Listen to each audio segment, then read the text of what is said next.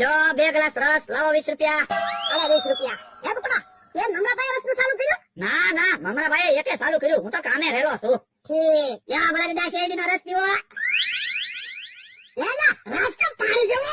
હવે શેરડીનો રસ પાણી જેવો થોડો હોય? ખોટું બોલો તે હાલો હું તો ભાગું. તું ભૈયા બકુલભાઈ, ખાસું શેરડીનો રસ પીતા હોય ને એવું લાગતું જ ના, પાણી પીતા હોય એવું જ લાગે. તો તમારે જે કેવું હોય ને એ શેઠને કહેજો, હું તો સિટીનો સાકર છું. ઓરેલા, આપણે ફોન કરીને મમરાભાઈને અહીંયા બોલાવો. એ હારું. પણ એમાં ફોન હું કરવો?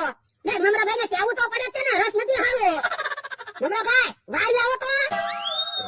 બકુલભાઈ પૈસા પાછા લાવો હાલો. પૈસા પાછા ન મળે હો, મારે મમરાભાઈને હિસાબ દેવાનો હોય. પણ મમરાભાઈ હું વાત ચાલે, પૈસા પાછા ના લાવ. પૈસા પાછા નહીં મળે. એ આમ મમરાભાઈ આવ્યા. હું છે બોલો બરાડા. મમરાભાઈ આમ થોડો હાલે, શેરડીનો રસ આમ પાણી જેવો છે. પાણી જેવો રસ ક્યાંથી હોય? મેં તો તમારી હાથું તાજો રસ મોકલાવ્યો તો. અલ્યો, પીવો તો. હાચું હો, પાણી જેવો રસ છે. હા બરફ વધારે ઓગળી ગયો છે. પણ બકુલભાઈ રસમાં મેં બરફ નાખ્યો જ નથી. બકુલભાઈ કઈ હા આમ થોડું હોય. 25 રૂપિયા લઈ ગયા ને પાણી જેવો શેરડીનો રસ આપી ગયા. મેં તમે કોની પાસે રસ લીધો? બકુલભાઈ પાસેથી. ઓળખના તમે કોની પાસે રસ લીધો? બકુલા પાસેથી. તો મેં તો મને 2 ગ્લાસ રસના મોકલાવ્યા હતા, તો 4 ગ્લાસ થયા કેમ? હા હું પાણીમાં પડી ગયો તો. હવે ખોટું હું બોલો બકુલભાઈ, તમે તે રસમાં પાણી ભેળવેલું છે. તમને આથી હું સસ્પેન્ડ કરું છું, કાલે જ આપો જાવ. જો બોલો, તમે તો ક્યાં મને નોકરીએ રાખ્યો તો પાછા ક્યાં સસ્પેન્ડ કરું છું? 1 રૂપિયો કમિશન આપતા હતા, મારે જ કામે નથી રહેવું. આ તો જાવ જ જો. લાવો મને 25 રૂપિયા. હું ક્યાંથી તમને 25 રૂપિયા પાછા આપું? તો બકુલભાઈ પાસે પૈસા છે. પણ મેં તો આપ્યા હતા 25 રૂપિયા બકુલભાઈને. એ તમે બકુલભાઈ પાસેથી પૈસા લઈ લીધો, હું પૈસા નહીં આપું. એ હારું બીજું હું. મમરાભાઈ અમને તો 20 રૂપિયા આપી દો. ના ના હું ક્યાંથી તમને પૈસા આપું? બકુલભાઈ પૈસા આપ્યા.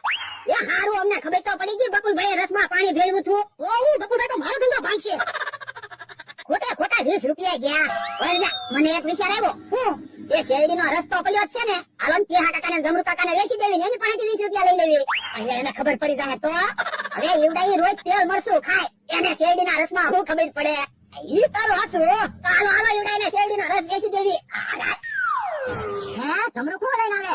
કોણ લાવ્યો જમરૂ? તે પંખા લાવ્યો? હે પંખા ક્યાં છે? પૂઠા છે. ઉભો રે. હવે હવે હા ઓ બાપા, તો પછી હવા ફેંકે ને એને પંખા કહેવાય. મને એમ કે હાસા પંખા લાવ્યો છે. આપણી વાડીએ સેલ આય તે હાસા પંખા લાવું. આયું હાસુ. તું મને આવા નાખ અને હું તને આવા નાખું. અરે પંખો એ હારું. પંખા હું બંધ કરી દે.